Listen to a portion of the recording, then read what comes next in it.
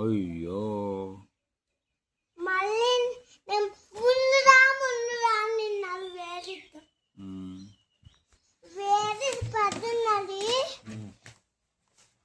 చేయిలు బొక్క పెట్టినది ఇంట్లో నువ్వు కదా పెట్టిండి నేను కాదు నువ్వే పెట్టిందే అప్పుడు నేనే అని పెట్టిండే గుండె పగల వేడి